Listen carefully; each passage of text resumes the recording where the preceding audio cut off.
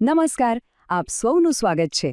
જો કહેવાય છે કે પહેલું સુખ તે જાતે નર્યા, મતલબ કે આપણું સ્વાસ્થ્ય જ આપણી સૌથી મોટી સંપત્તિ છે. અને આ વાત ફક્ત આપણા માટે જ નહીં, પણ એક રીતે આખા દેશની પ્રગતિ માટે પણ એટલી જ જરૂરી છે. તો આજે આપણે એવા જ એક અગત્યના વિષય પર વાત કરીશું, ચામડીના ચેપી રોગો. ચલો આને બરાબર સમજીએ. વિલ ડ્યુરાન્ટની આ વાત કેટલી સચોટ છે નહીં? એ આપણને યાદ અપાવે છે કે આપણા સ્વાસ્થ્યને લઈને, ખાસ કરીને ચામડીની સ્વચ્છતા બાબતે કરેલી નાની નાની ભૂલો પણ મોટી મુશ્કેલી ઊભી કરી શકે છે. એટલે બીમારીઓને સમજવી અને એને થતી રોકવી એ આપણી જ જવાબદારી છે. તો આજે આપણે શું શું જાણીશું? આપણે સૌથી પહેલાં ફૂગથી થતા રોગો જોઈશું. પછી પરોપજીવી જીવોથી થતા રોગો વિશે વાત કરીશું. એના લક્ષણોને ઓળખીશું અને સૌથી અગત્યનું, એ બધી સરળ આદતો વિશે જાણીશું જે આપણને આ બધાથી બચાવી શકે છે. તો ચાલો શરૂ કરીએ. આપણો પહેલો વિભાગ છે ફૂગથી થતા રોગો. હવે આ ફૂગ એટલે શું? એ એકદમ સૂક્ષ્મ જીવાણુઓ છે જે આપણી આંખે દેખાતા નથી, પણ જો એમને યોગ્ય વાતાવરણ મળે તો એ આપણી ચામડી પર હુમલો કરી શકે છે. ચાલો સૌથી પહેલાં વાત કરીએ દાદરની.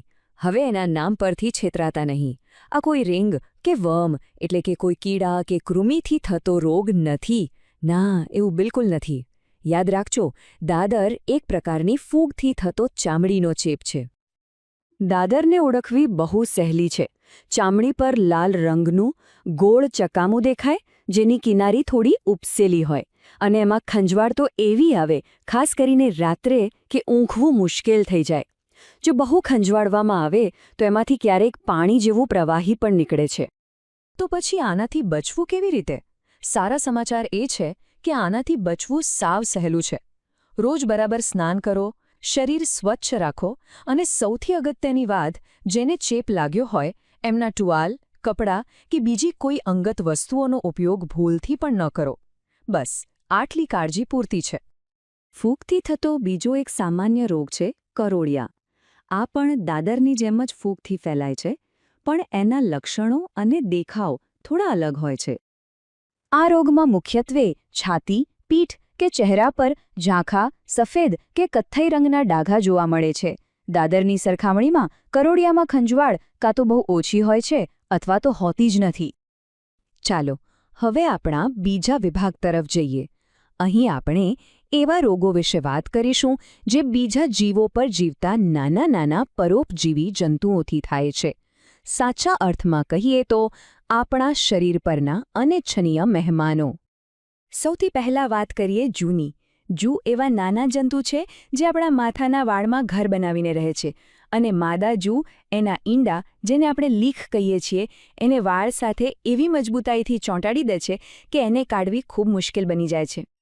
માથામાં જૂ પડી છે એની સૌથી મોટી નિશાની છે માથામાં સતત આવતી ખંજવાળ. આ ખંજવાળ એટલી બધી હોય છે કે ઘણીવાર રાત્રે ઊંઘ પણ બરાબર નથી આવતી, અને જો સમયસર ધ્યાન ન આપ્યું તો માથામાં ગુમડા કે તાવ જેવી તકલીફ પણ થઈ શકે છે. આ વાત ખાસ કરીને શાળાએ જતા બાળકોના માતાપિતાએ ધ્યાન રાખવા જેવી છે. કાંસકો, ટોપી, હેલ્મેટ કે પછી ઓશીકું શેર કરવાથી જૂ એક વ્યક્તિના માથામાંથી બીજાના માથામાં ખૂબ જ ઝડપથી ફેલાઈ શકે છે. હવે વાત કરીએ ખસની. આ રોગ ઇચ માઇટ નામના એક અત્યંત સૂક્ષ્મ જંતુથી થાય છે. આ જૂ કરતાં પણ અલગ છે, કારણ કે આ જંતુ ચામડીની ઉપર નહીં પણ ચામડીની અંદર ઘૂસીને નાની નાની સુરંગો બનાવીને રહે છે અને ત્યાં જ પોતાના ઈંડા મૂકે છે. ખસના લક્ષણોમાં ખાસ કરીને હાથ પગની આંગળીઓ વચ્ચે, કાંડા પર અને કમરના ભાગમાં નાની નાની પાણી ભરેલી ફૂલીઓ જોવા મળે છે. પણ એની સૌથી મોટી ઓળખ છે રાત્રે વધતી અસહ્ય ખંજવાળ. દિવસ કરતાં રાત્રે ખંજવાળ એટલી વધી જાય છે કે વ્યક્તિ શાંતિથી ઊંઘી પણ શકતી નથી.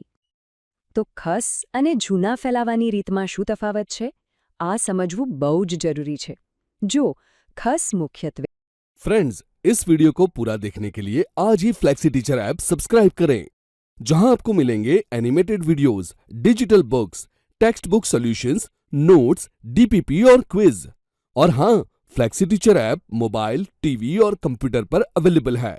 और अगर आपके पास इंटरनेट नहीं है तो तुरंत ऑफलाइन सेट टॉप बॉक्स के लिए संपर्क करें. Flexi teacher, the one you needed.